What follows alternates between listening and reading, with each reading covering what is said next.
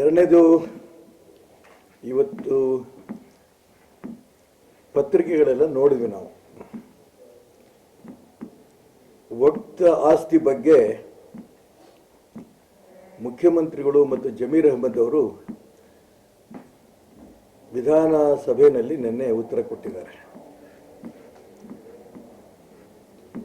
ಇದು ಹಿಂದೂ ಸಮಾಜಕ್ಕೆ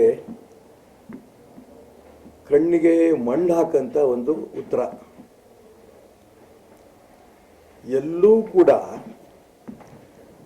ಮಠ ಮಂದಿರಗಳಿಗೆ ಏನು ಅದನ್ನು ವಕ್ತಾಸ್ತಿ ಅಂತ ಮಾಡಿದ್ದಾರೆ, ರೈತರ ಆಸ್ತಿಯನ್ನು ವಕ್ತಾಸ್ತಿ ಅಂತ ಮಾಡಿದ್ದಾರೆ. ಈ ರೀತಿ ಎಲ್ಲವನ್ನೂ ಕೂಡ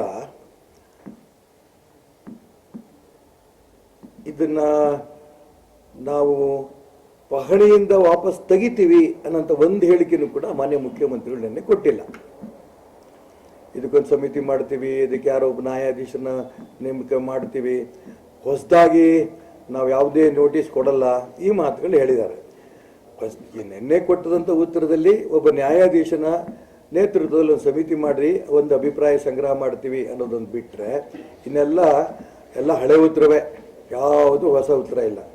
ಒತ್ತಾಯ ಇಷ್ಟೇನೆ, ಏನು ವಕ್ತಾಸ್ತಿ ಅಂತ ಏನು ಹಿಂದೂ ಸಮಾಜದ ಮಠ ಮಂದಿರಗಳಿಗೆ ಮಾಡಿದಿರಿ ಪಹಣಿನಲ್ಲಿ, ಅದನ್ನು ತೆಗಿಬೇಕು. ರೈತರ ಪಹಣಿಗಳಲ್ಲಿ ವಕ್ತಾಸ್ತಿ ಅಂತ ಮಾಡಿದಿರಿ, ಅದನ್ನು ಕಿತ್ತು ಬಿಸಾಕಬೇಕು.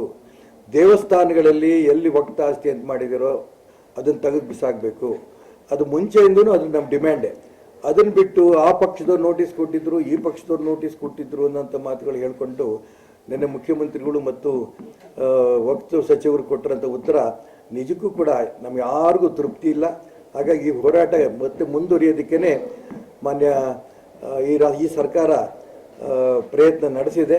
ತುಂಬ ಸ್ಪಷ್ಟವಾಗಿ ನಾನು ಹೇಳೋಕ್ಕೆ ಇಷ್ಟಪಡ್ತೇನೆ, ನೀವು ಒಂದೇ ಹೇಳಿಕೆ ಕೊಡಬೇಕು.